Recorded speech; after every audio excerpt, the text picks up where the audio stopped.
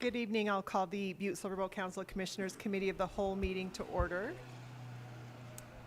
Clerk, can we please have roll call? One presiding, 9 present, 2 absent. Thank you. Please let the record show that Commissioners Walker and Anderson are excused this evening. Commissioner Sorich, would you please lead the prayer and the pledge? Thank you, Madam Chair. Fellow Commissioners, Almighty God, we implore you, look upon us and guide us this night as we make decisions which will greatly affect our community of Butte-Silver. Direct our thoughts, words, and deeds so that we please you and best serve our fellow citizens. Amen. I pledge allegiance. To the flag of the United States of America and to the republic for which it stands, one nation, under God, indivisible, with liberty and justice for all.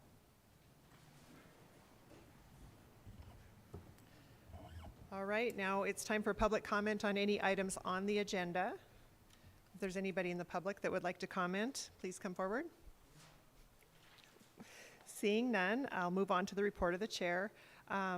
First, I want to take the opportunity to remind the public, anybody that's watching, of the Butte-Silver County Fair this weekend.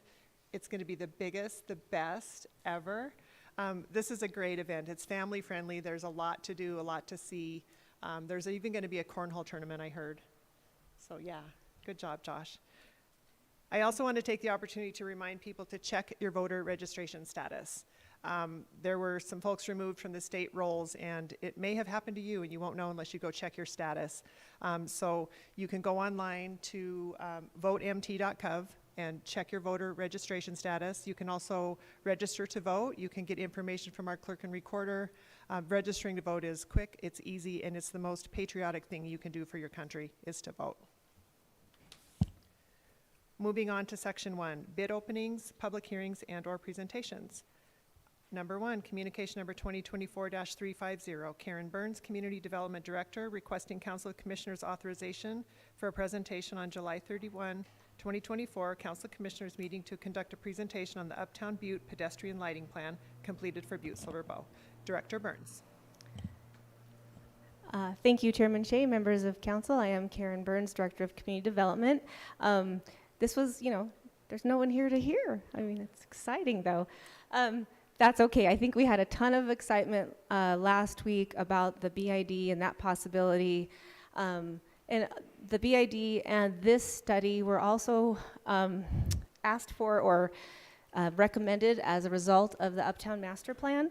And so it really does tie into all of those activities that are kind of working together. This lighting study was funded through both a CDBG estate planning grant and the URA. And this study was conducted to assess the need for pedestrian lighting in Uptown Butte and what it might look like and what it might take to get there. So as an introduction, they provided an overview of all the existing and proposed pedestrian lighting conditions in historic Uptown. We created a plan that would improve safety and aesthetics in the area. This study, as I just said, was a recommendation from the Uptown Butte Master Plan. That plan was adopted in 2022.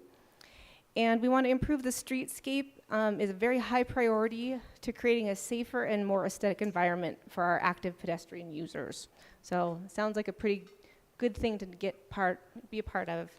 But in this plan development, it was based on 4 different objectives. First of all, we had to perform a lighting analysis to determine what existed, what light levels were out there.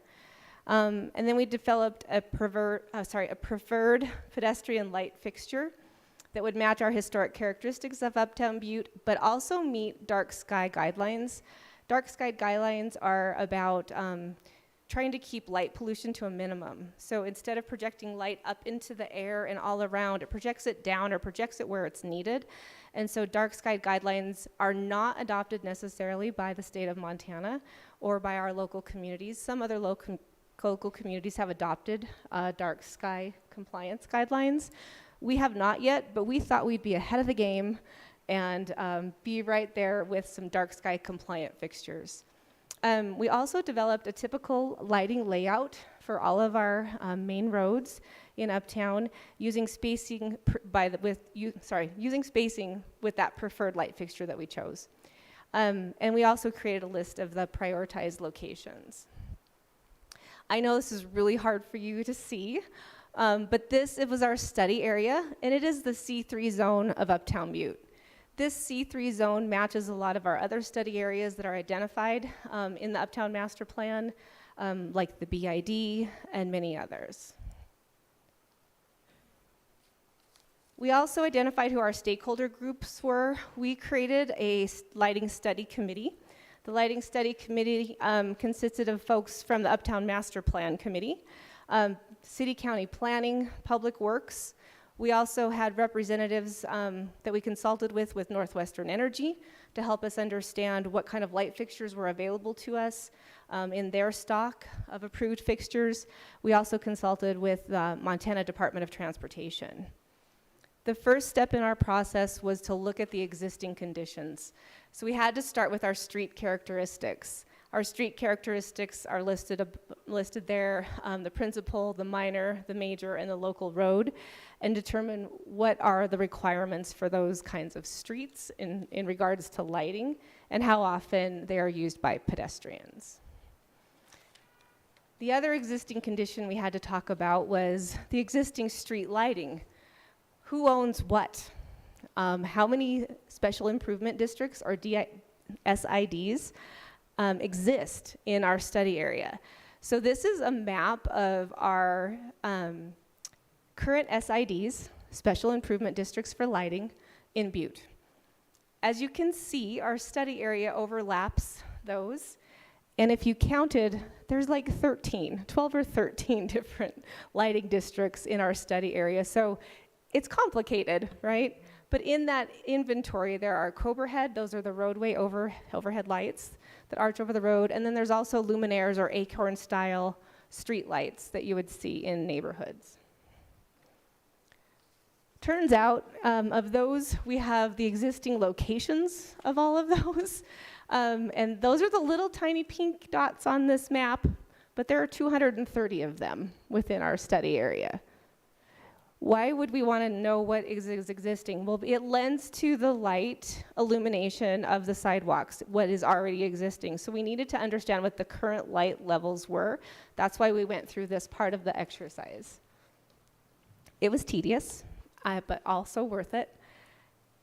This is where it gets a little bit more complicated looking at those existing light levels from all those existing poles and fixtures. We had to do what was called, I don't know what this stands for, AGI 32 modeling. Maybe someone else does. But what that does, it's a light level and uniformity analysis. So we were able to look at the average illuminescence, I love that word, illuminance, per sidewalk segment. So we looked at, for example, the sidewalk segment of Broadway Street between Main and Wyoming. There's a calculation that was performed on the north side of the street and a calculation that was performed on the south side of the street. We took those figures and compared them against relevant lighting standards used by both MDT and the Illuminating Engineering Society. They have these figures that you use. So it's based on some science, which is very good. And so this is the map that talked about our current light levels and where they were and on which major corridors. We took that information and identified some target standards on some primary corridors, and then we're able to rank those. So if you looked at this map and were able to see it better than you can right now, you would be able to see where the red and blue intersect. That means it's a high priority area for people to walk, but it's also very it's unlit. It's not well lit. So the red means it's bad, the blue means it's a priority area. So the blue is where most people are active, walking, driving, shopping.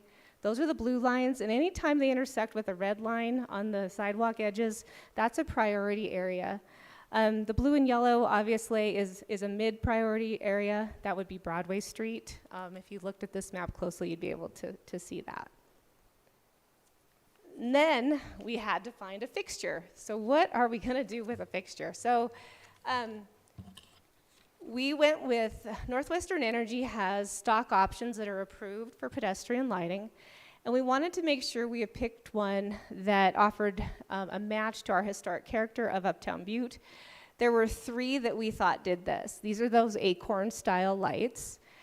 There was only one that was dark sky compliant, and that is the one with the yellow star on the corner. That's the King Luminaire, and that one is dark sky compliant. It doesn't have a globe within those, within its cage, so it has nothing to be broken, shot out, anything like that. And it doesn't refract. That's the word I want. It doesn't refract the light out into all sorts of different directions. It keeps it very focused as to where it's projecting that light. And so we really thought that that was the best one to choose with the committee. And we chose, there's a 14-foot fluted pole with a round fluted base. These are those black-looking poles that are very pretty. That would be the base for this light. I won't bore you with all the details of our lighting layout alternatives. They are in the plan. I can send you the plan if you like. We will be posting it to our website so you could read more about this. But we looked at all of our typical roadway sections, 60-foot roadways with 12-foot sidewalks, and where we would space these lights and how they would have to be spaced along those roadways to meet illumination standards. And so these are our Section A roadways. These were the roadways that are this wide. And so we've got Arizona, Galena, Montana, Park, Maine, Mercury, and Broadway. Then we moved to our Section B. We did another typical layout, and these are our Section B roadways. These are the 50-foot roadways with the 10-foot sidewalks. And in turn, we had 40-foot roadways and 30-foot roadways. And we did those layouts based on those typical sections. We had to come up with a typical section, or else we wouldn't be able to come up with a scenario of how we would place lights in these areas and know a cost possibly associated with that. So we did, at the end of the day, ranked our priority improvement areas, and you can see them ranked here on this slide. The number 1 ranked street for improvement based on all of those things I talked about was Park Street. Park Street is heavily trafficked and not well lit by any of the illumination standards that we have. And so what we have to now work through is that the way that we implement this, the actual construction of these lights, if you will, is Northwestern Energy owns and manages all of the lights. They would procure the materials and complete the installation. The Special Improvement District would have to be either established or amended, as I said. That's the complicated part in the legal world, I'm looking at Kelly, of how we would do that to be able to assess the fees associated with these lights and their installation. Butte-Silver Bow, we can contribute, and when I say Butte-Silver Bow, I mean that's the global, that's the URA, it could be the BID if it's established, it could be all these different funding sources that come together. It could be grant funds for actual infrastructure that helps pay for some of these construction work associated with the placement of the lights.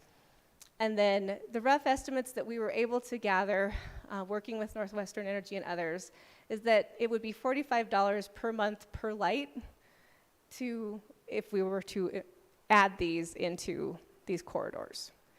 This is a rough estimate. We wouldn't know what the true number was until we actually designed out that corridor, placed all the lights, and knew how we were going to have to break up the sidewalk to place them, where we would have to replace. But I wanted to give you some idea that, when we start to look at how we prioritize implementing these, there will be a cost associated with it, and we'll have to figure out how we do that. So those were our findings. Park Street being a priority, I don't think was a shock to anyone because it isn't well lit and it is a high pedestrian area. The second priority was Granite Street. There's lots of activity and walking on Granite Street. Then, of course, Broadway. And then we have some north-south streets that fell in there, with Main Street being the next priority. I'm happy to answer any questions you have. I know you're probably thinking, well, what's next? What's next? Like, what do we do next? I think the next thing that we would do is that we would work with our committee to choose a project area and decide, first off, before we went into actually picking a light, designing the construction project, going out to bid.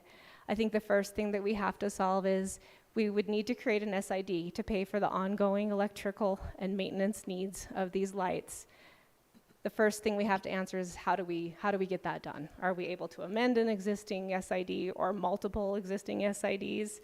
Or do we have to create a new one? And I think I look at this with a little bit of rose-colored glasses, because I think given the complicated layout of those SIDs, I don't know if we go back to that slide. This might be our opportunity to clean it up a bit. You know, make it a little bit easier to understand. And we would definitely work with Tim Cassidy and others on that, our finance and budget department, GIS, everyone who has a role. So that, I think, is our first task, and then look at what we could do to implement a project. I'm happy to answer any questions you might have. Thank you, Director Burns. I love all these fun things. These are fun projects.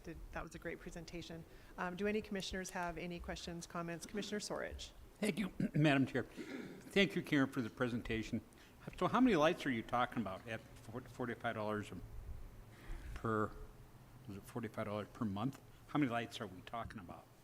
Director Burns. Thank you, Chairman Shea, Commissioner Sorge, members of council. I don't know, to tell you the truth.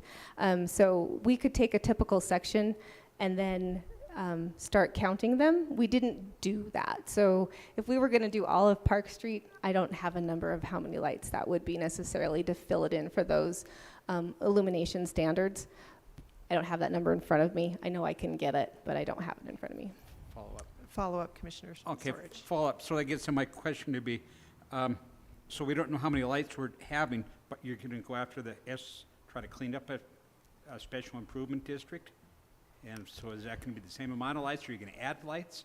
And is that going to be the people paying for inside of this? So there's still a lot of stuff up in the air then, correct? Yes. Director Burns. Yeah. Thank you, Karen. Thank you, Chairman Shea and Commissioner Sorge, members of council. So what I'm saying is we wouldn't know the number of lights until we actually designed that section that we'd want to place them in. We wouldn't look at what the costs would be to that SID until we knew that number.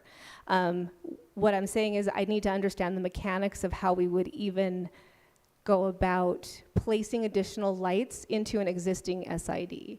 I want to make sure we do that the right way. And of course, we would need to understand what that impact would be to the existing payers in that SID. So I want to understand all of that before we go forward with, here's a proposal, everybody. Here's how much we need. The mechanics of doing a project definitely come back to the committee, and through our recommendations, there was a couple of different ways we could go. Working with Northwestern Energy seems to be the best way to do this, because they then maintain and operate those lights into the forever. If we were to try to do it another way, it puts a lot more burden onto Butte-Silver Bow and possibly the taxpayers as a whole into creating a project, and takes on a lot of liability. So we want to work with Northwestern Energy and try to figure out how to do this the right way. And also everyone who's affected by placing the lights. There would definitely be a lot of public outreach before a project was just implemented. That can't happen. Thank you, Karen. Right. Commissioner Morgan. Thank you, Madam Chair. Ms. Burns, one of the concerns that I have is that this past year we've seen increases in taxes on property.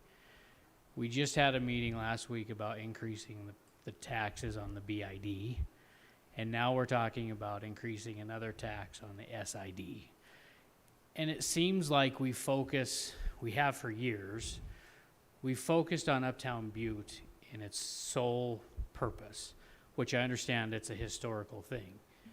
But how do we spread the wealth on some of these studies to show that the other there's other parts of Butte that we care about to do things like this.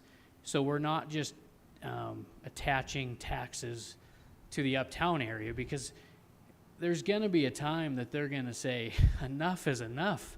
Move on to a different district and focus on the rest of your city. So what are the options here on doing this kind of thing in other parts of the community? Director Burns. Thank you, Chairman Shea, Commissioner Morgan, members of council. There is options. So in the past, we have conducted, and I'm going to say we, global we, neighborhood improvement plans for many of our neighborhoods in Butte. A lot of those neighborhood plans did call out for improved sidewalks, improved lighting. It's just then finding the drive and the effort to, come up with the implementation plan of those. We did do, sorry, I apologize. We did complete installation of pedestrian lighting on Main Street. That was one of my first tasks at my job in 2006, and created an SID to pay for those lights. And so there are efforts that can be done. It can be citizen-driven, where the focus needs to be. It can also be very need-driven. Unfortunately, we don't have another mechanism to pay for installation of lighting and the ongoing maintenance of that outside of the Special Improvement District model. That is how every single light in this community is paid for. And you can ask Director Neary about that if you'd like, but we've had lots of conversations. And so I'm not really answering your question very directly, and I apologize for that. But I do think there is room to make these kinds of improvements in other areas.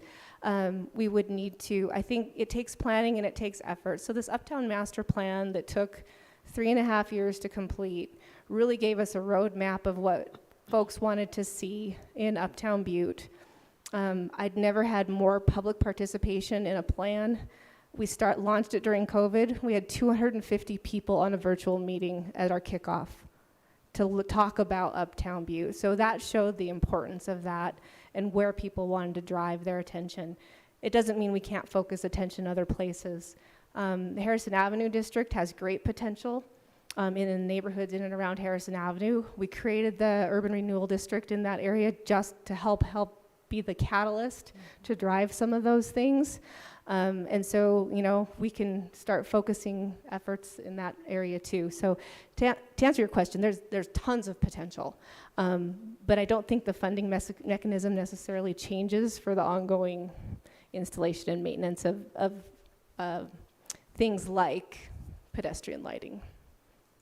Thank you, Director Burns. Follow up. Commissioner Fisher. Thank you, Chairman Shea. Thank you, Karen. It's great. I'm a firm believer in the SID programs. I think they work. And all the years serving on the Budget and Finance Committee, when we go through all the SIDs, we really haven't had a real thorough of what area is what SID since Pat Reardon's been gone. We missed that. But I did have a good visit with him prior to that. And all the lighting in Uptown Butte, it was always told it was 400. So if you go to the Budget and Finance report of any week and look at SID 400 or 401 or whatever, that's all the Uptown Butte lighting. And I'd be interested to see if you couldn't somehow, whether you could just add to that or whether you got to create another district. This is the path I think you got to go. And I think, like Commissioner Morgan said, I agree there's other things can happen, but right now Uptown Butte is moving. I've been uptown on a few Friday and Saturday nights, and you can see from the rooftop over there, people moving all around Park Street, Broadway, Granite Street. So I think it's a great idea. I think you got a lot of work to do, but I think to start would be a good idea. Look at them 400 districts and see how many lights are actually there. And then the other thing is to see, somebody had the knowledge like Pat Reardon had, show you different districts of what lighting sets in it, and then you could also see what sidewalks need to be done before you're done lighting. Thank you. Thank you, Commissioner Fisher. Commissioner Callahan. Thank you, Chairperson Shea. Yeah, my question is, 3 of the 6 priority streets are MDT. Is there participation with them, or what's our deal there? Director Burns. Thank you, Chairman Shea, Commissioner Callahan, members of council. Yeah, the routes might be MDT, but the lights are not necessarily. And they would not probably participate in the installation of pedestrian lighting. It's worth an ask. In our conversations with them, they usually don't participate in pedestrian lighting installations. They're very much interested in road lights, cobras that overhang the roadway. So they have a singular focus, but it's worth a conversation, and we do have monthly meetings with them, and it's something that I definitely can bring up. Thank you. Thank you, Director Burns. Anybody else have anything? Commissioner Reardon? Thank you, Chairman Shea. Karen, I want to comment on 2006. That was a great job. And I mean, you know, it's, if that's what, you know, you're driving for uptown and that, it'd be great. But I'm in agreement too, you know, basically if we could, you know, it would have been great if we could have went all the way up Main to have a corridor to uptown Butte, you know. I was wondering in your presentation if you could go to the slide where you had the cost per lighting or per light. Oh, I think we missed back yeah. one maybe.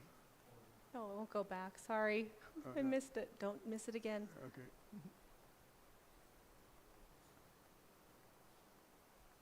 Right there. Thank you. And I just have a question on that. We know it's going to be $45 per light and then $3,000 per sidewalk panel. So that basically is, I noticed the lights on Main Street basically are up on a pedal and organized. So basically they destroy or replace, let's go replace one sidewalk panel to get the wiring and continue on down. Is that correct? Director Burns? Thank you, Chairman Shea. Commissioner Reardon, members of council, yes, that is correct. Okay. So in order to install the lights, you basically have to, Right. you know, run that Yeah. conduit. So you're usually disrupting a sidewalk panel pretty significantly. Maybe not always, but sometimes. Okay, great. Thank you very much. All right, anybody else? Okay, thank you, Director Burns. More to come. Thank you. Yeah, I can't wait to hear more. Thank you. All right, moving on to number 2, communication number 2024-352. Karen Hassler, Interim Finance and Budget Director, requesting Council of Commissioners authorization for a presentation on July 31st, 2024, Committee of the Whole, to make a presentation on the fiscal year 2025 budget. Ms. Hassler, you have the floor. Thank you. Oh, there we go. Thank you, Chairman Shea, members of council. For the record, I'm Karen Hassler. I am the Interim Finance Budget Director. And tonight, you have before you the budget presentation on the fiscal year 2025 budget. This is the preliminary budget. And this is everybody received a couple of weeks ago another kind of priority list. And this has been updated to address the second handout that you've also received, which is a summary of all of the amendments that have been entered since we did our preliminary budget priority meeting. So, tonight we're going to discuss budget appropriations and amendments, revenues and miscellaneous financial items, and then other budget matters and the process timeline. So the preliminary budget as amended before you today has an appropriation of $173.1 million compared to the final $74 million for fiscal year 2024. At this time, it is a decrease of $1.44 million or 0.82%. The budget presentation breaks down the budget into several different categories. We talk about based on function, and then we have it based on budget categories such as salaries and wages, operations and maintenance, capital purchases. The first comparison that we're going to talk about is the city-county budget based on function, which breaks it down by general government services, public safety, public works, public health, social and economic services, culture and recreation services, housing and community development, and internal service charges, and miscellaneous. That's kind of hard to read. The next, this compares the fiscal year 24 and fiscal year 25. Your next slide breaks it down and talks about what the total budget is in comparison, what the change is, and the percentage change from the prior year.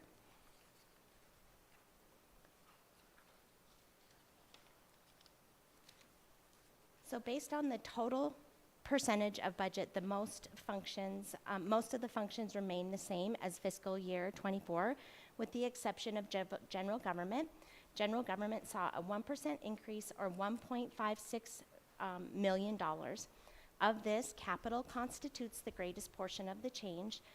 In this year's budget, we have $500,000 budgeted for phase 2 of the courthouse restroom rehabilitation, $1.48 million in Greenway Trail improvements, and $358,000 for a Centerville retaining wall, which would be funded through a state of Montana SLIPA grant, it's called.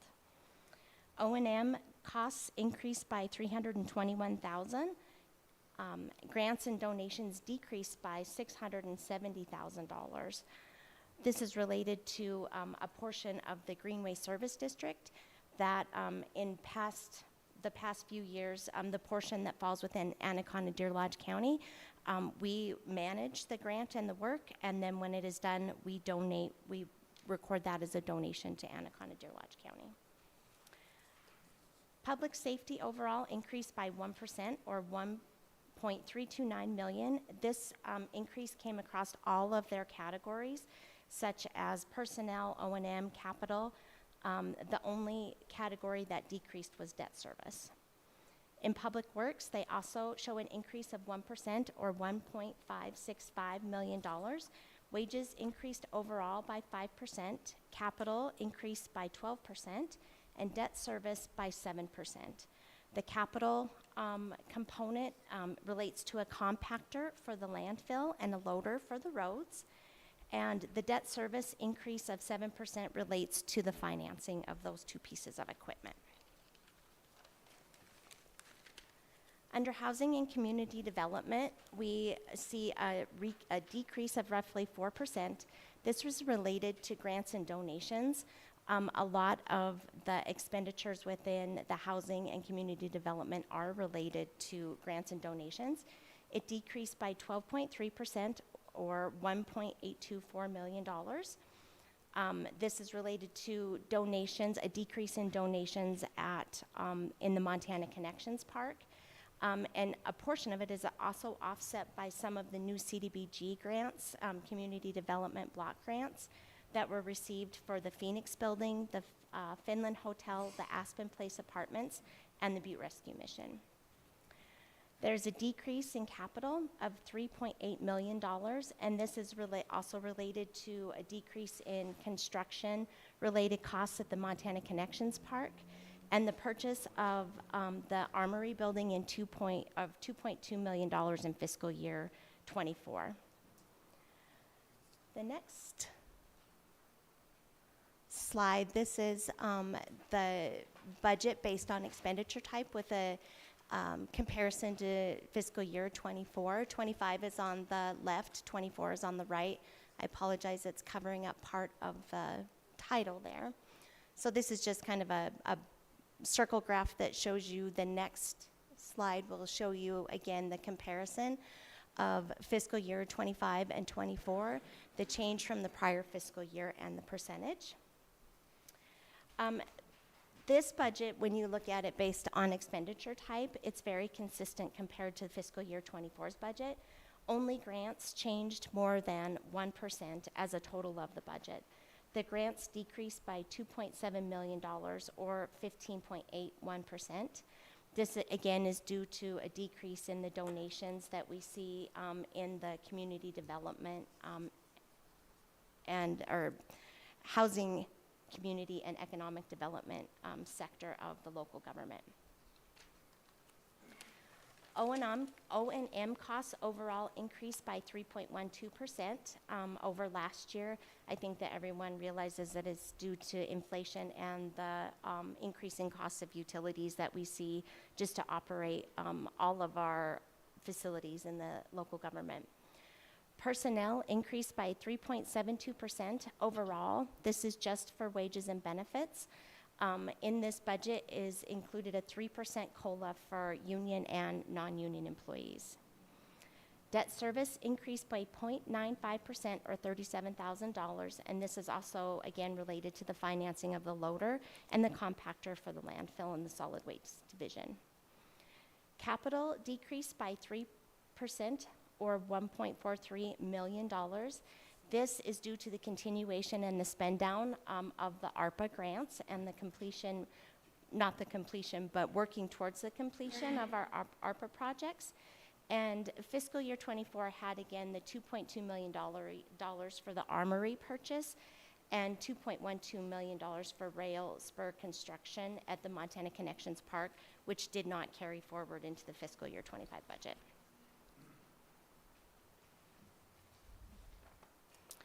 So here you see our salaries. This differs from slides later in the presentation. This only includes salaries and wages that are paid and benefits. Later in the presentation, when we make a comparison between fiscal year 24 and 25 with regard to the salaries and benefit, it also includes personnel and payroll charges as well.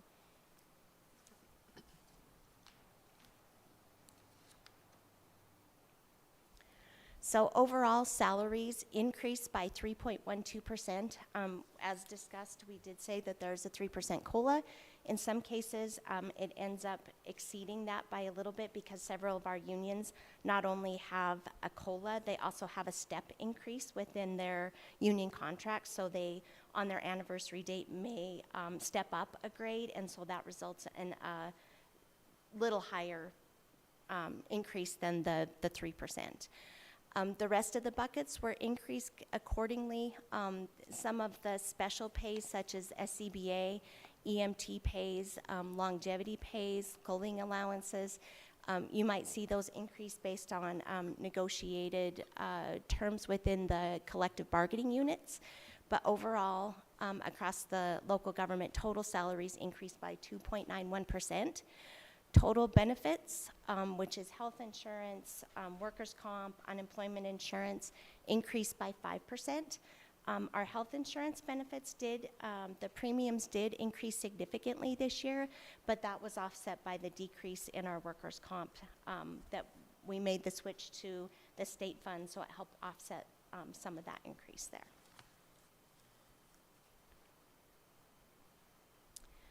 As far as staffing changes, this slide also differs from the sheet that was received in the budget priority meeting.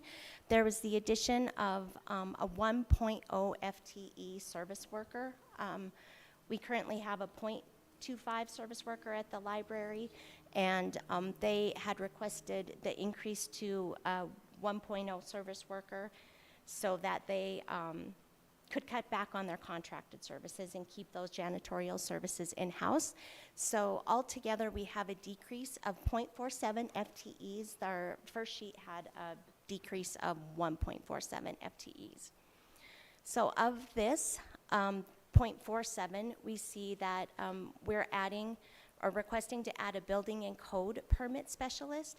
This would be funded by permitting fees through the planning office. They really feel the need that their office has been so busy that having a dedicated permit specialist would help get the contractors their needed permits to get their construction projects moving quicker. We also have a decrease of one health educator. It's a HIV hepatitis C health educator. No, pardon me, that was incorrect. One case manager. This was through the family drug court that they had budgeted for a case manager. Several years ago, they did have somebody in that position. They were never able to keep them, and they never hired it. And that grant expires in September, so we just removed that FTE from their budget. The next one is actually the addition of a .25 health educator that is grant funded through the health department.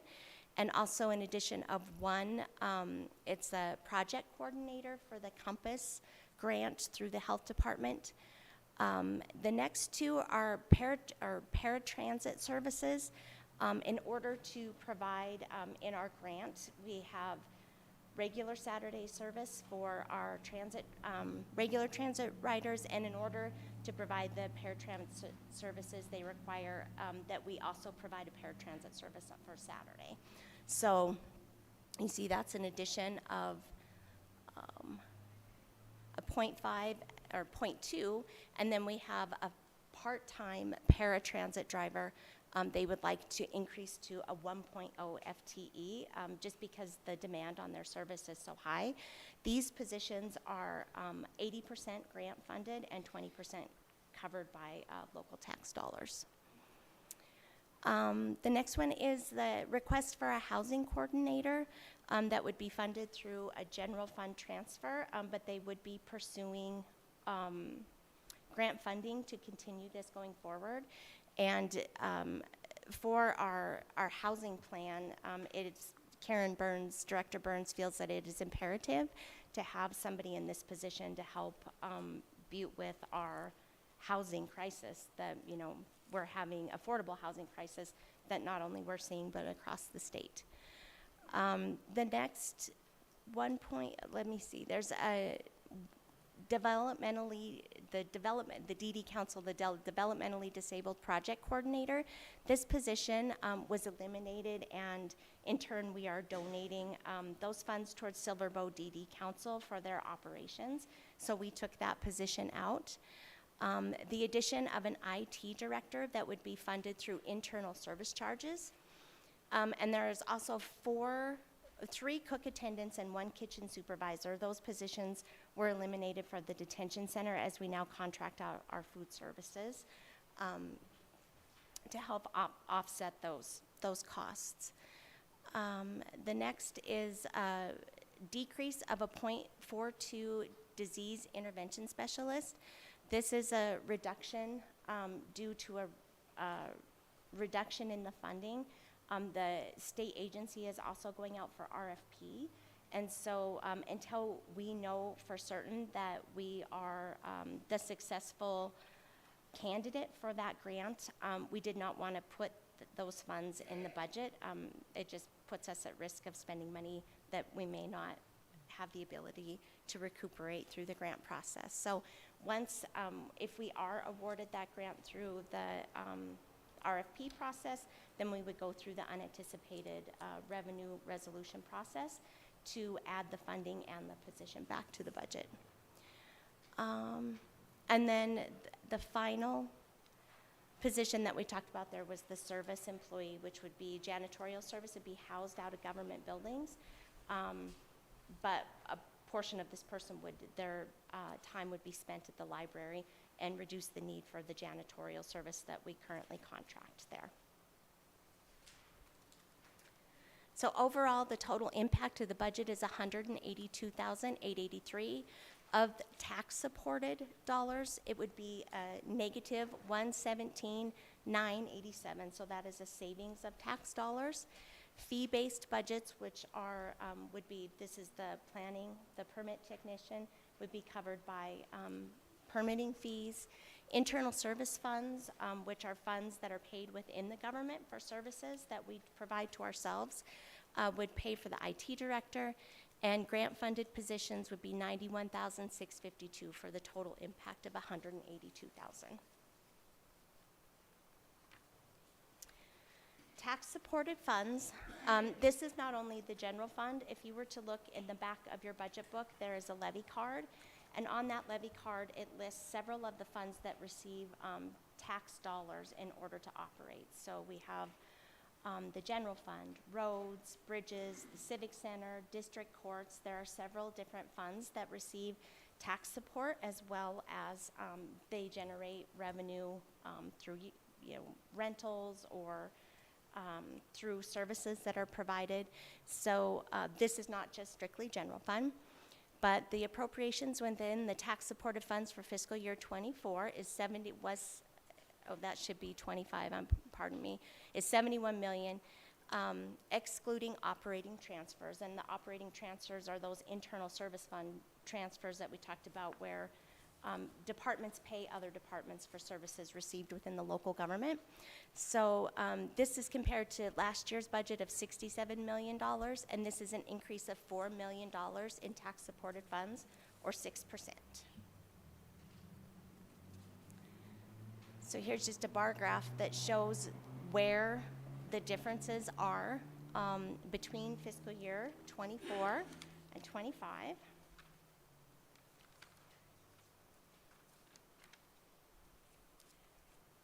So by expenditure type, salaries and benefits, payroll and personnel costs went up by 4%, or $1.46 million.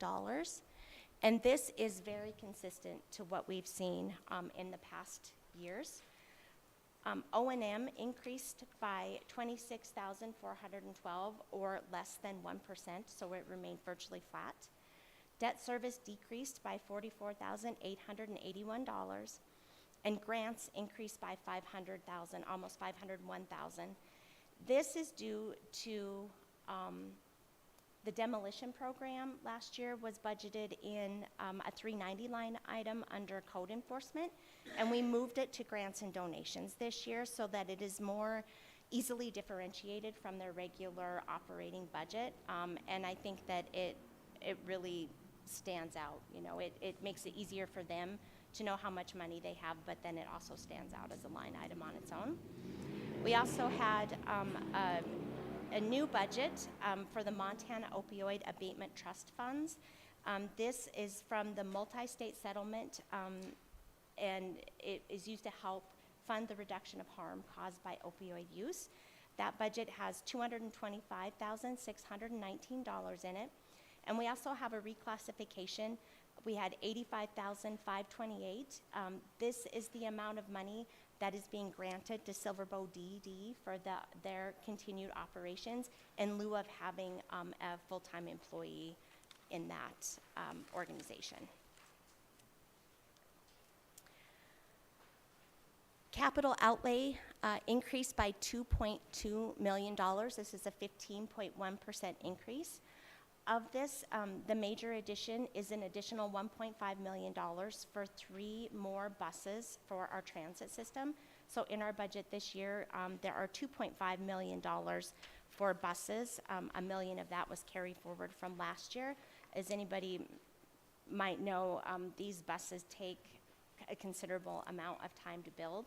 And they're very expensive. So when we order them, we might put them in the budget but not see them delivered for 18 months or even up to 2 years.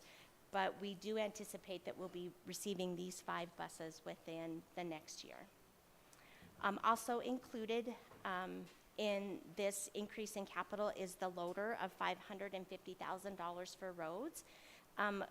This will be financed, but the entire amount needs to be budgeted so that we can purchase the item. It just won't be all of that cash out the door. You'll also notice we talk about grants and donations, and we talk about the buses, and we talk about a lot of these expenditures in multiple locations because they fall within several of these different categories that we're talking about, tax supported versus non-tax supported, or public works. So if you hear me mentioning these things over and over again, it's just because that they fall within the same category. In our non-tax supported budget, these are our enterprise funds, our internal service funds. You'll notice that, that was from the last slide, I'm sorry, our last discussion. So non-tax supported funds are funds or operations that are self-supporting. So these include enterprise such as water, metro, landfill, our internal service funds, which are those services that we provide to ourselves. They are heavily weighted in capital. So you'll see that in the next slide that the largest component of that budget is related to capital. But the appropriations within the non-tax supported fund, exclusive of inter-fund transfers, is $102 million compared to $107.6 million for fiscal year 24, which is a decrease of $5.6 million or 5.2%. So the top bar you can see is the greatest expenditure type, which is capital, followed by grants, then debt services, operating expenditures, and personnel services.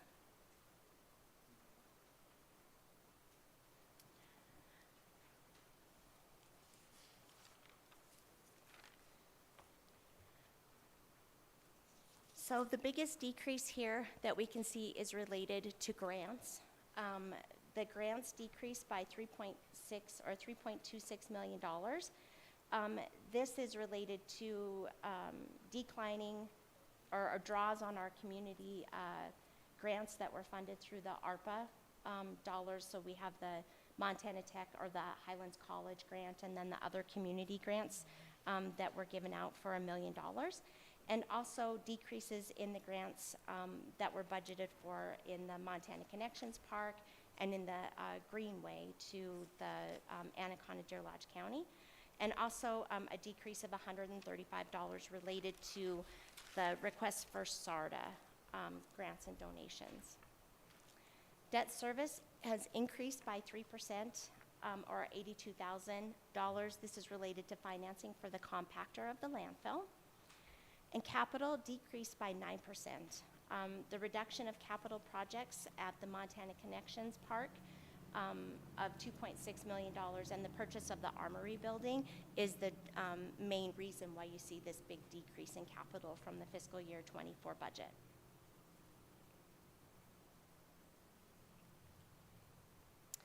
So revenue projections. We have our major sources of revenue for fiscal year 25. Some of them remain pretty consistent from last year, and some are considerably different. So our self-funded health insurance, we record that as revenue as we collect the premiums and we pay into the premiums. You can see that there is a considerable increase there related to the increase of our health insurance plan in the self-funded plan. Internal service charges remains fairly consistent.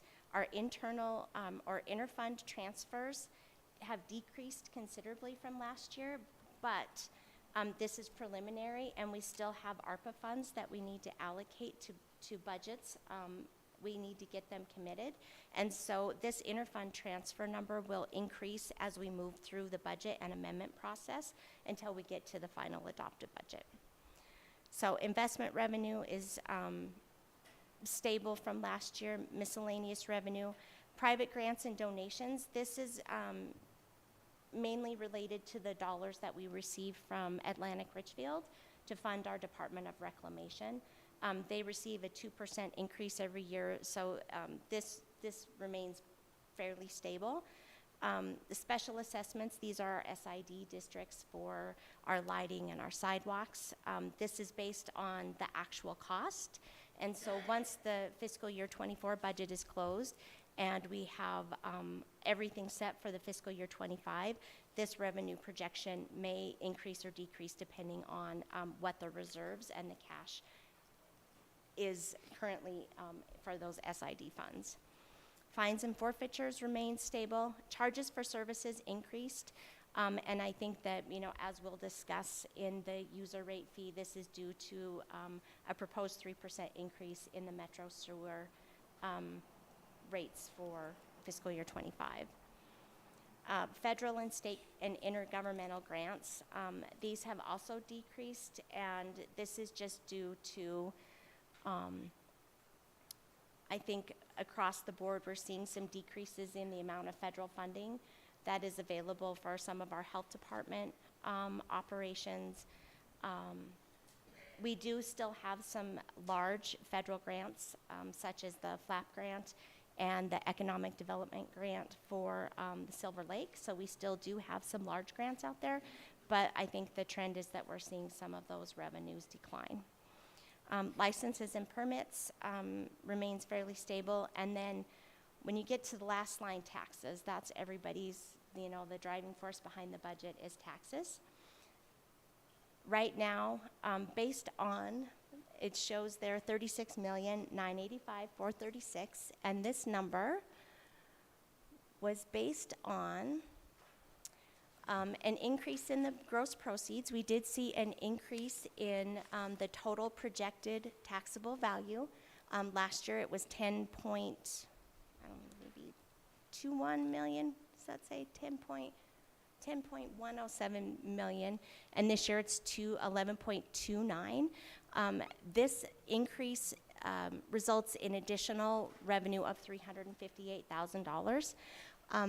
This revenue fluctuates from year to year based on the certified value and of the gross proceeds. What we don't do is build this revenue, because it does fluctuate from year to year, into our operations and maintenance costs. We don't use it to fund our ongoing operations. You don't want to hire a body or use the money to pay for the utility bills, and then the next year that value drops and you don't have that money and you have to raise taxes to compensate for that loss. So this money is primarily used to fund capital or reserves.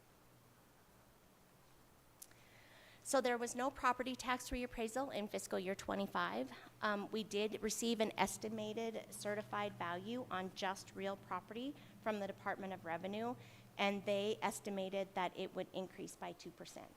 What we don't know is how much centrally assessed and new construction will play into our overall mill or certified value to determine the number of mills that we'll need to levy to balance the budget. So the $36,985,436 is last year's taxable number, and we increased it by 2% just to match the 2% that they have given us on the real property values.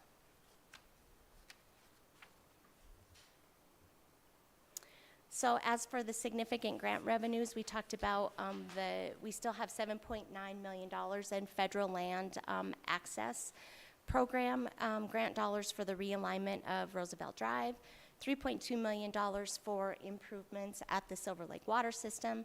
We still have $11.3 million outside of our local allocation of ARPA dollars through the state of Montana through the minimum allocation grant and competitive grants for projects for water, metro sewer, and stormwater.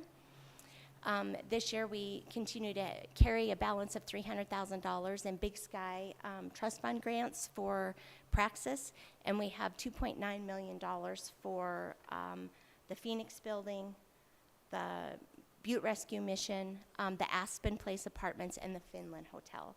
And Butte-Silver was a pass-through agency for these grants. So the CDBG grants come to us, and then we just flow them back out to the different entities for improvements. We also have $2.15 million that we'll be recognizing towards the purchase of those 5 buses that we discussed earlier. And we also just received roughly $750,000 in NRDP funds for the continued rehabilitation of the Basin Creek Dam. So assessments and user fees. And for some reason, this does not show up very well. So I'll just read it here. So in our user fees, those include water, metro, landfill, stormwater. We do not anticipate, or we do not have budgeted any increase for water, stormwater, or landfill for this year. We do, however, have a 3% rate increase that is required in order to maintain our services at our metro service, our metro sewer plant, and we have to meet the required debt service ratio. So in 2014, 15, and 16, when they were having the expansion of the metro sewer plant, we went to the state revolving fund and bonded for that project. And in doing that, there are covenants within those bond agreements that you have to have sufficient revenue to cover your operation and maintenance costs and still exceed your highest debt service payment over the course of the 30 years by 110%. We are mandated to do that. And if we ever get to a point where we can't do that, we have to implement an immediate rate increase. So this, we talked about it last year. We were getting very, very close to that 110%. I want to say we ended last year at 116. When we first started with these bonds, we were like 156% of debt ratio. So you can see that operating costs and personnel costs have eroded that cushion that we've had in that debt, that ratio. We're now to a point where we can no longer do that. It is absolutely necessary in order to maintain the services and abide by our covenants of our bond agreements with the state revolving fund that we need to implement a 3% increase. So just so we understand how we came up with that, this is, I guess, when you talk about the 3% rate increase, equates to a $10.26 increase on a single family resident. So each single family resident is charged for 3 units. 3 units at $114 a piece. So the total is $342. So if you take 3% of that, it's $10.26.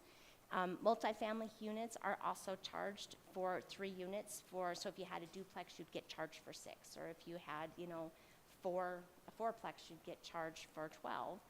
And commercial businesses are also charged a per unit cost. So the per unit cost would increase by 3%. So it would, it's equitable according to your usage.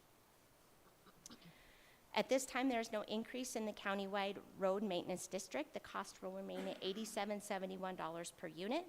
And the fees for fire hydrant and lighting districts are assessed based on actual costs.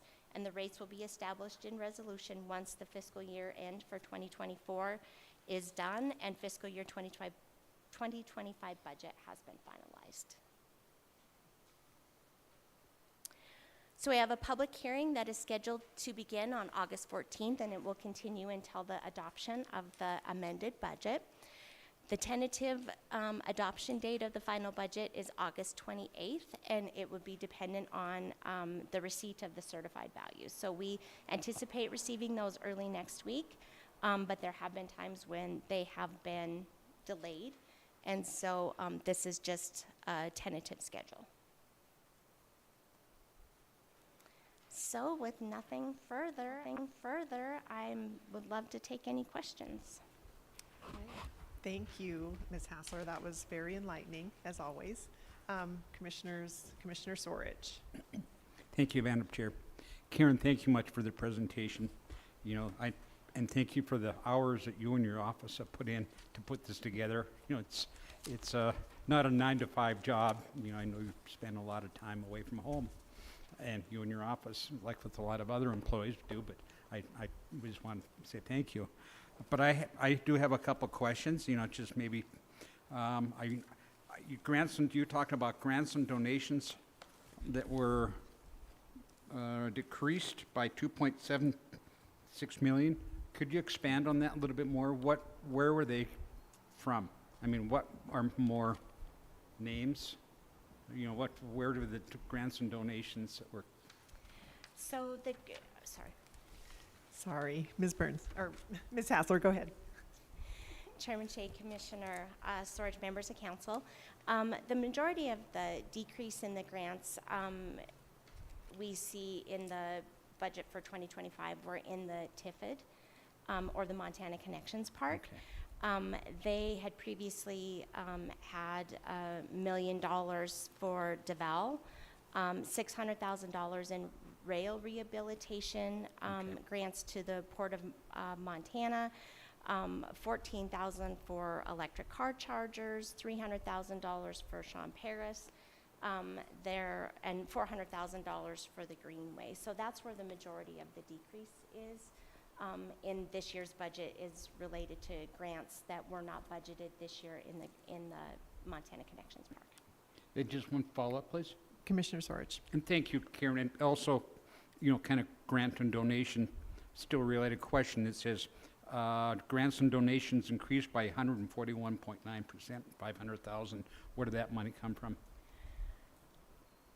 Sorry. I'm just enjoying the conversation. Please, go ahead, Ms. Hassler. Chairman Shea, Commissioner Soros, and members of council. So the $500,000, $226,000 of that came from the Montana Opioid Abatement Trust Settlement, Okay. and we've been receiving these funds. It is placed into a grants and donations line item, but that is, I guess, just preliminary. We also have the ability to use those funds within the local government, but we don't really know how we want to use those yet. There is a committee that is being formed to go through some applications for use of those grant funds. So we don't really know where the money will be spent right yet, but that seemed like the best logical place to put it. There's also 206 or 205, close to $206,000 that was related to the demolition grant fund that was in the code enforcement budget that was previously in line item 390 for other purchase services. And in order to better differentiate that, we moved it to grants and donations. And there's also $85,000 in funding that was previously used to pay for an FTE for the Silverbow DD Council. But now will just be donated to that organization for their operations and maintenance costs. Okay. Again, Karen, thank you. Thank you. Any other questions, Commissioner Thatcher? Thank you, Madam Chair Shea. Karen, good job. Thank you. I have a couple questions. You had clarified this in our Budget and Finance Committee meeting, but just for full council, the 5 buses, 2 were from fiscal year 24's budget, 3 are from fiscal year 25. Is that correct? Go ahead, Ms. Hassler. Commissioner Thatcher, members of council, that is correct. In fiscal year 24, we had $1 million budgeted for 2 buses. So this year, you'll see $2.5 million budgeted for 5 buses, of which 86% of that is grant funded. So Butte-Silver would use tax supportive funds, tax funds dollars to make up our match. Thank you. Follow up? Yeah. Thank you, Director Hassler. Another question, and this could be probably for you or Chief Executive Gallagher. When we had that small committee meeting, we had talked about the could have been the COLA, the cost of living adjustment for the non-union folks. And we based that on the basis, I guess, of the study being completed, but it's not been approved. So I guess I should have asked that question then, but I guess how does that work? Do we need to approve that plan before these are implemented in this year's budget? Go ahead, Chief Executive Gallagher. Thank you, Madam Chair and Commissioner Thatcher. That's a great question. So all employees were allocating 3% in the COLA. So where they're at right now is where we're at. With that 3%, we looked at where all the non-union was as well. That impacted a lot of those increases that brought people up to the minimum. What we're proposing is there's about 7 or 8 employees that actually will get a little larger increase than the 3%, but that's contingent on passing this budget. And so that's our ask to do that. And then we're going to come to this body and ask for passage of this salary structure that has been implemented. So that's we're kind of looking to pass that together. we're asking you in passing this budget, even without implementing the salary structure, we're already allocating those increases for those people to be brought up to the minimum. Thank you. Follow-up, Commissioner Thatcher. Thank you, Madam Chair. Thank you, Chief Executive Gallagher. So this might be then off base, but is there any concern with union employees, any clauses within their, what are those called? Their Me too. agreements or whatever they're called. Is there any concern with union employees and this raise for the non-union if it is more than the 3% for the ones that are a little bit higher? Mr. Chief Executive, go ahead. Madam Chair, Commissioner Thatcher, that is part of, we're even dealing with that already, that we're even talking about the salary structure and the non-union and stuff.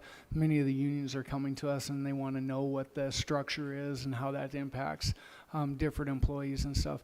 And so they're looking at that as well.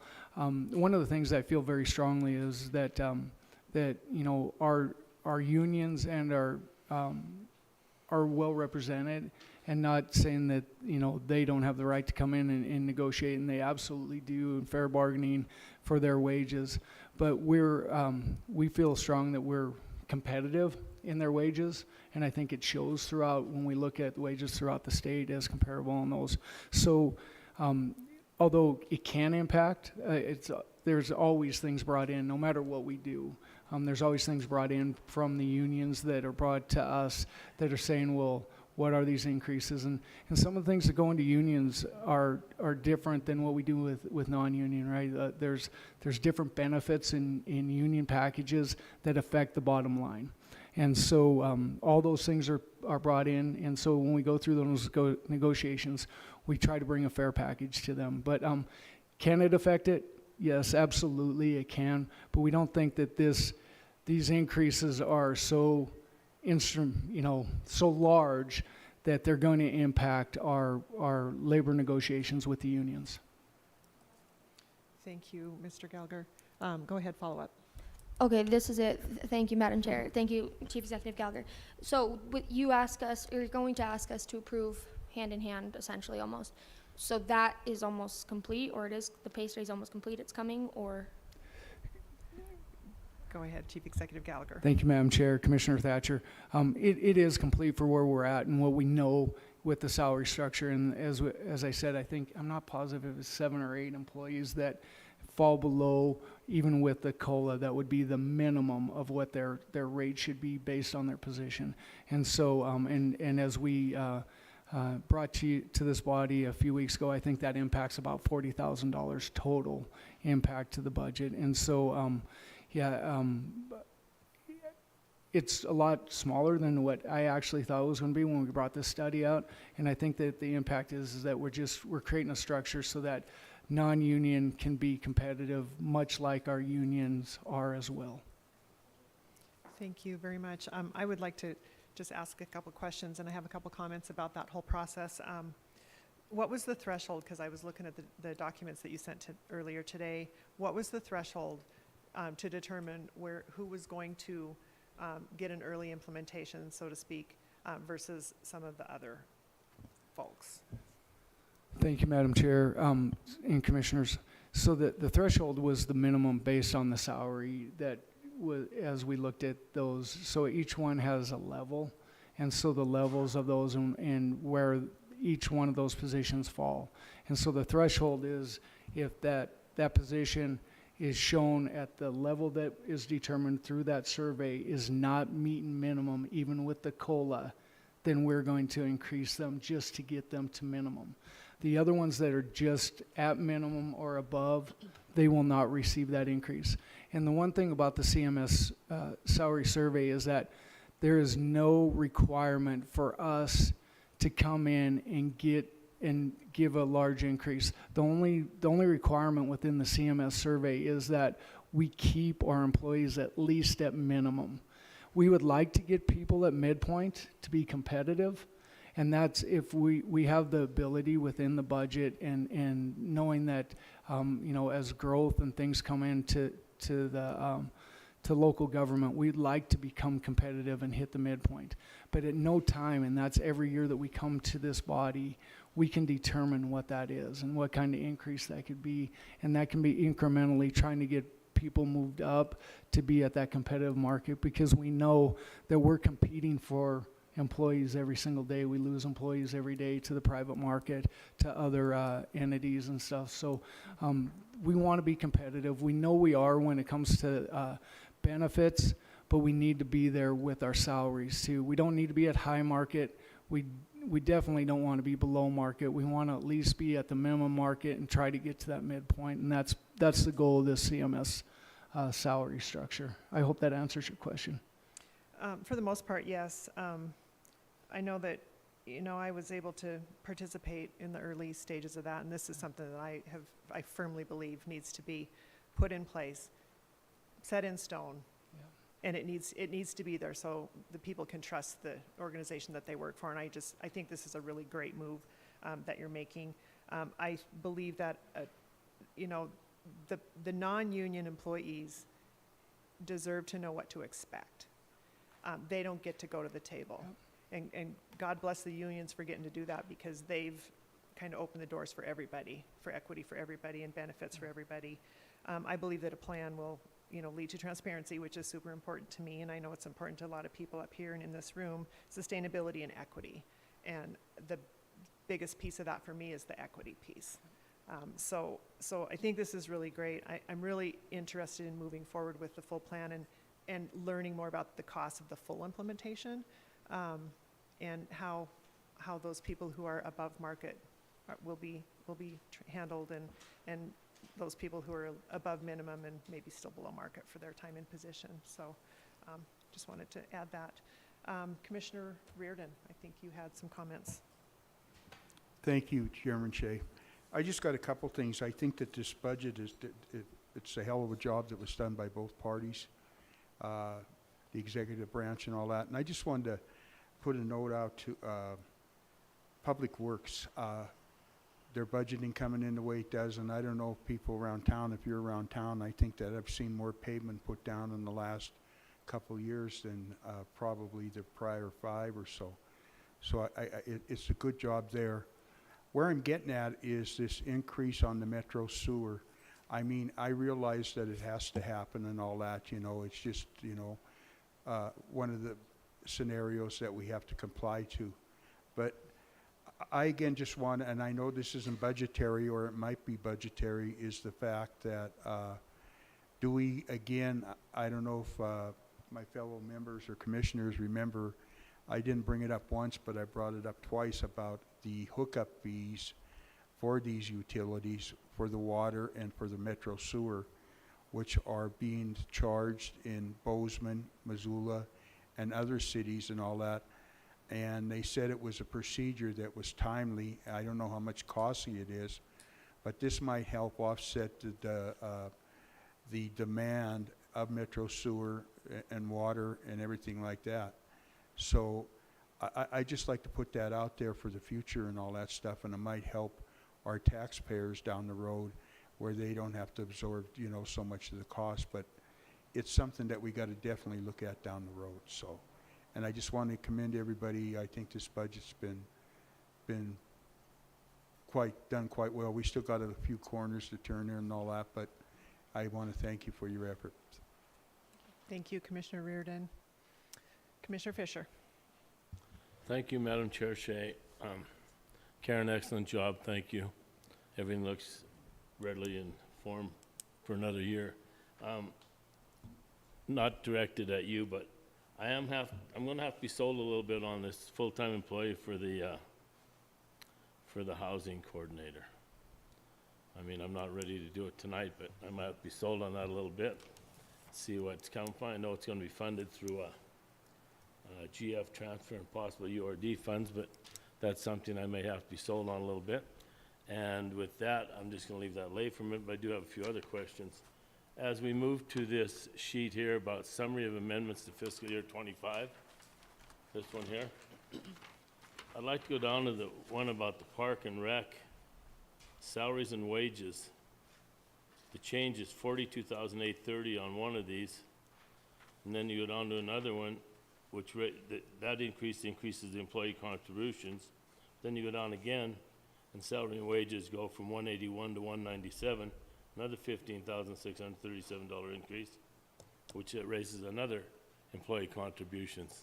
So we're not actually hiring any people. I need to know a little bit about where the increase is coming from. Thank you.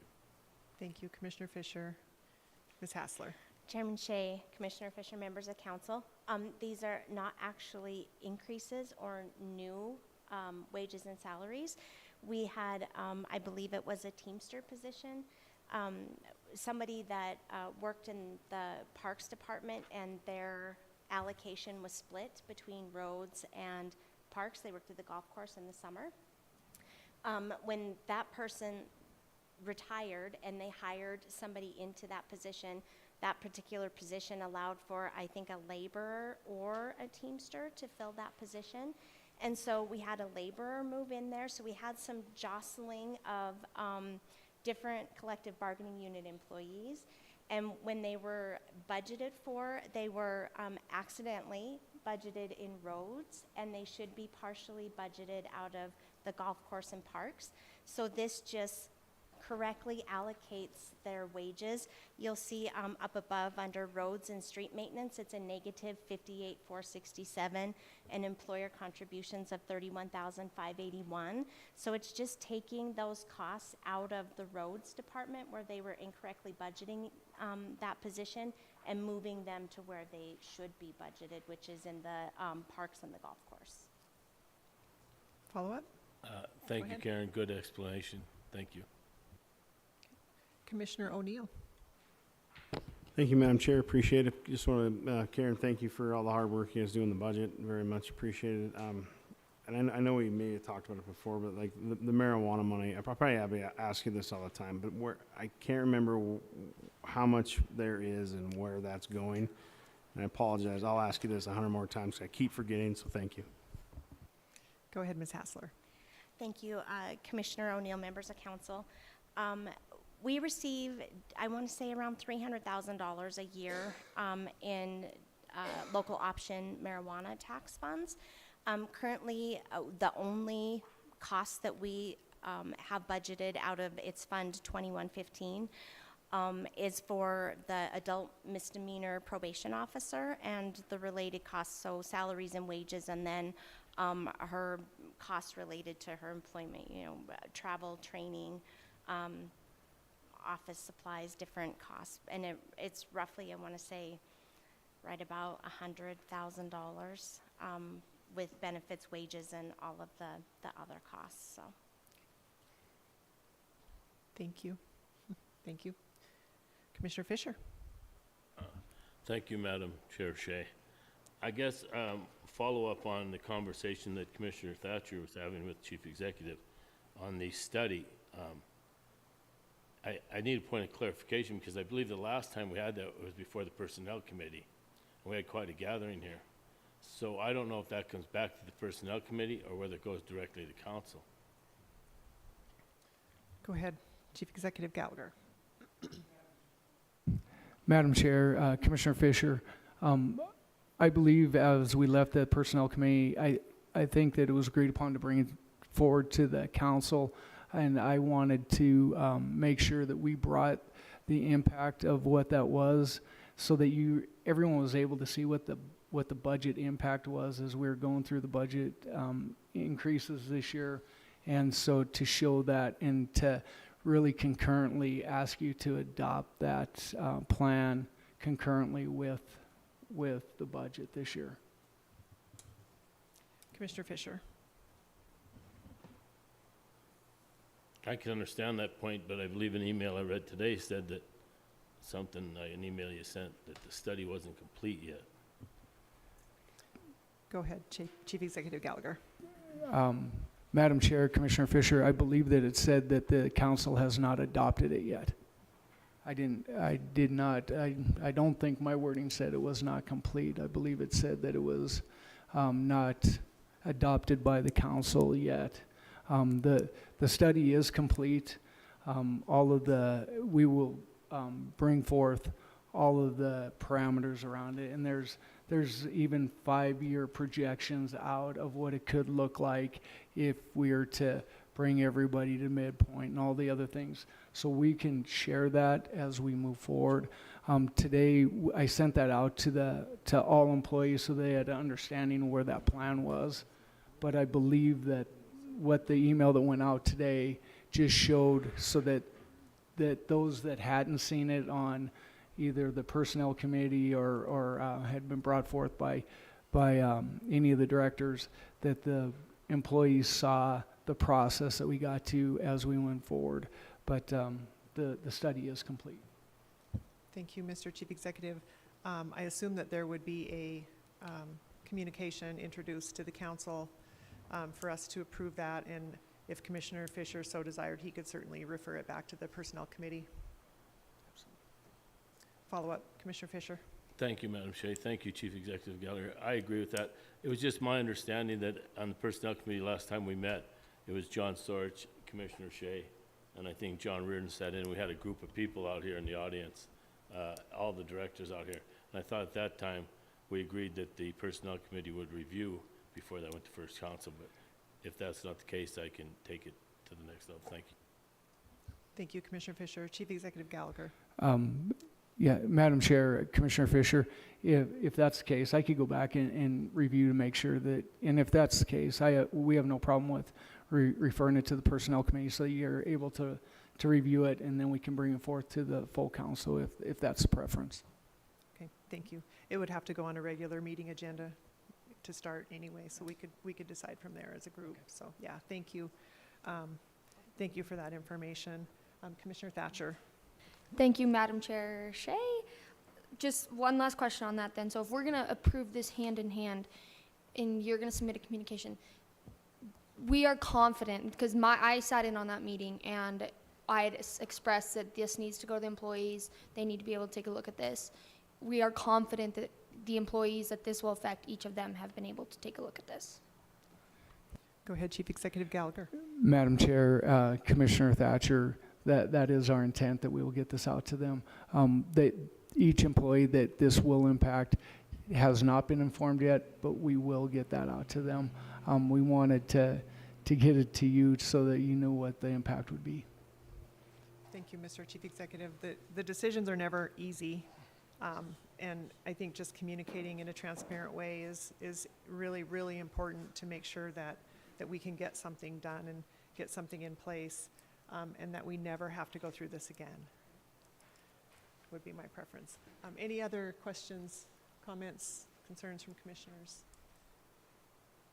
Thank you, Ms. Hassler, for all your hard work and working with all the departments to get all this put together. We do appreciate it, and please share our thanks with your department as well. No, absolutely. Thank you so much. Thank you. Thanks, Karen. All right, moving on to Section 2, Communications. Number 1, Communication Number 2024-333. Stephanie Johnson, BSB Library Director, requesting Council of Commissioners authorization for a presentation on August 14, 2024, for a presentation of the annual report of the BSB Public Library. We will hold this in abeyance until that date. Number 2, Communication Number 2024-349. Angie Mullican, Public Works Grant Manager, requesting Council of Commissioners concurrence to schedule a bid opening for August 14th, 2024 for the library boiler replacement project. We will also hold this one until that time. Item number 3, Communication Number 2024-350. Karen Burns, Community Development Director, requesting Council of Commissioners authorization for a presentation on July 31st, 2024. Council of Commissioners meeting to conduct a presentation on the Uptown Butte pedestrian lighting plan completed for Butte-Silver Bow. We held that presentation tonight. Commissioner Thatcher. Thank you, Madam Chair Shea. At this time, I would like to place communication number 2024-350 on file. There is a motion and a second to place communication number 2024-350 on file. Is there anything on the question? Commissioners?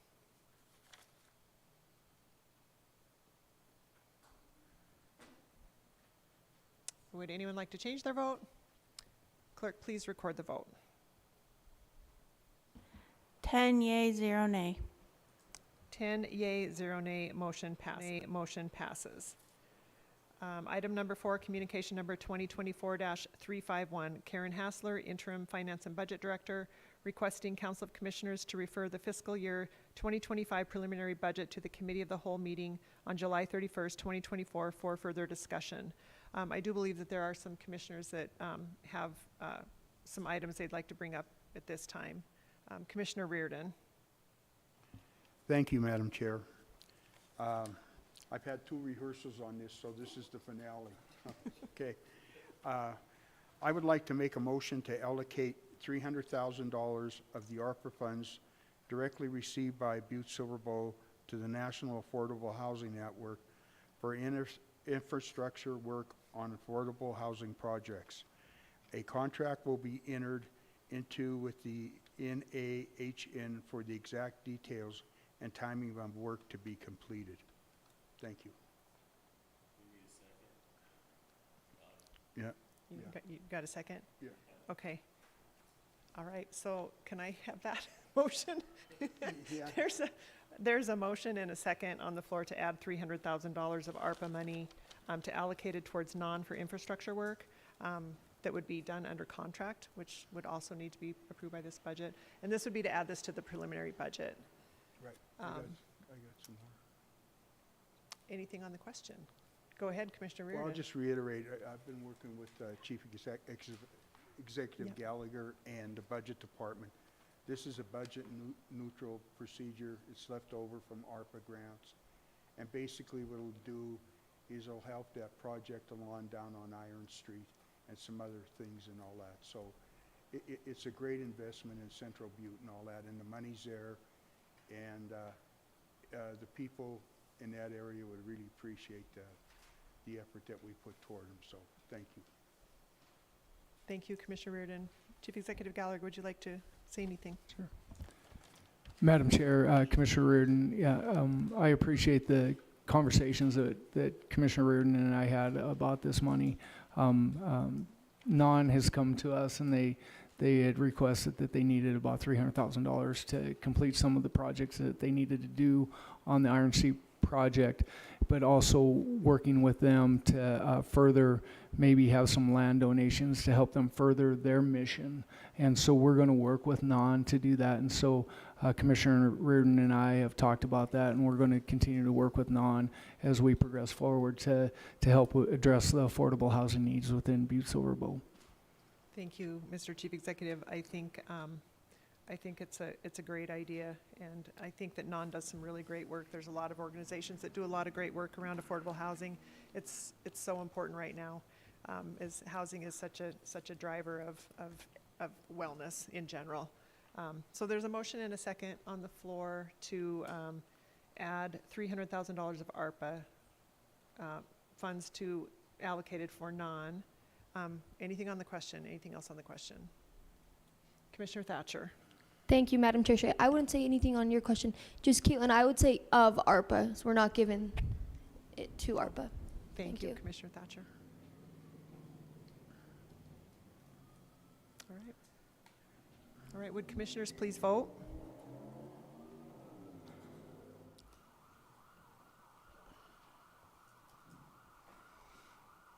Anyone like to change their vote? Clerk, please record the vote. 10 yea, 0 nay. 10 yea, 0 nay, motion passes. Moving to item number 5. Oh, wait, do you want to? I think we need to keep this. Yeah. Yeah, we need to probably amend that motion to have it, to hold this in communication in abeyance as well. So. Can we, after we've already taken action? Okay. Thank you. Commissioner Thatcher. Thank you, John. So do I need to make a motion to hold it in abeyance, or we can just hold it? Yep. No motion? We can, okay. All right, great. Thank you. It's nice to have you back. Yes. Item number 5, communication number 2024-352, Karen Hassler, Interim Finance and Budget Director, requesting Council of Commissioners authorization for a presentation on July 31st, 2024, Committee of the Whole, to make a presentation on the fiscal year 2025 budget. We had that presentation earlier. Commissioner Thatcher. Thank you, Madam Chair Shea. At this time, I would like to place communication number 2024-352 on file. There is a motion and second to place communication number 2024-352 on file. Anything on the question? Will everybody please?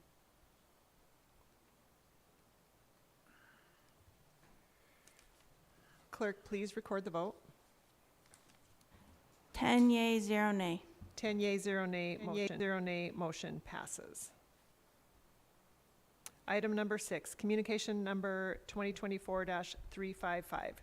Karen Hassler, Interim Finance and Budget Director, requesting Council of Commissioners authorization to schedule a public hearing for August 14th, 2024 for the adoption of the fiscal year 2025 final budget and establish the user rates for stormwater system, solid waste disposal and collection, and lighting and fire hydrant districts.